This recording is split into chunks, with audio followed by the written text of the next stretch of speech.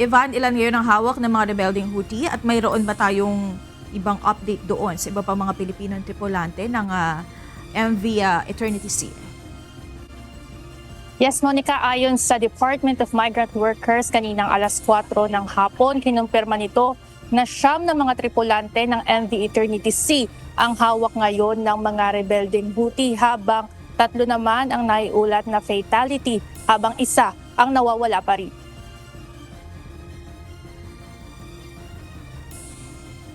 Video ng mga Yemeni kahapon, makikita rito ang di umano'y pagsagip sa mga marino, mga panayam mula sa mga tripulante at ang pagtawag ng mga ito sa kanilang pamilya gamit ang cellphone.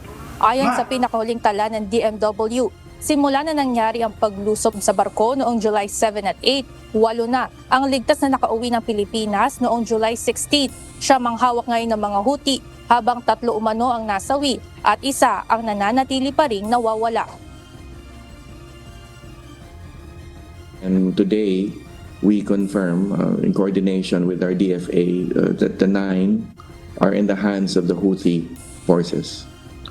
And we are continually in close coordination with the DFA and the families with reference to the safety, well-being, as well as the release and safe return of the 9. Ayon kay Migrant Workers Secretary Hans Leo Kakdak, kailangan pa ng karagdagang kumpirmasyon patungkol sa 3 nawawala, lalo na at wala pang katawang nare-recover. But 3 reported fatalities from the accounts of the returned seafarers, but again, still subject to continuing confirmation. And then 1 who is missing.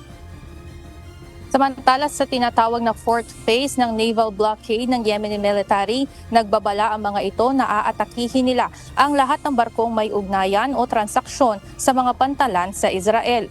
Sa pahayag ng mga ito, target nila anuman ang nasyonalidad o lokasyon ng mga barko hanggang maaabot ng puwersa ng sandatahang lakas ng Yemen. Pinag-aaralan naman ng ahensya ang posibilidad kung isusulong ang full deployment ban ng mga tripulante sa Red Sea.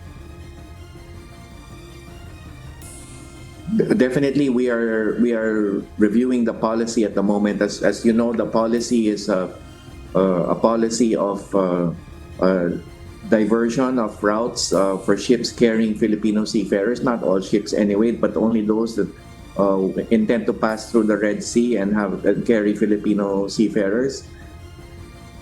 Ayon kay Secretary Kakdak, sa ngayon ay patuloy sila sa pagkipag-ugnayan sa mga manning agency at ship owners para sa mga reportorial requirements, habang inaabisuhan na rin ng mga ito na mag-iba ng ruta kung dadaan ang Red Sea. Mayroon rin karapatan ang mga tripulante na tumangging maglayag o right to refuse sailing para sa kanilang pangsariling kaligtasan.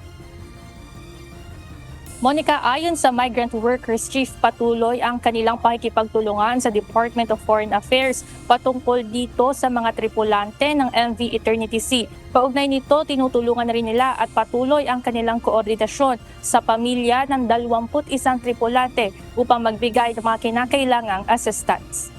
Yan muna ang update mula dito sa Maynila. Balik sa inyo dyan, Monica. Maraming salamat, Ivan Alvarez.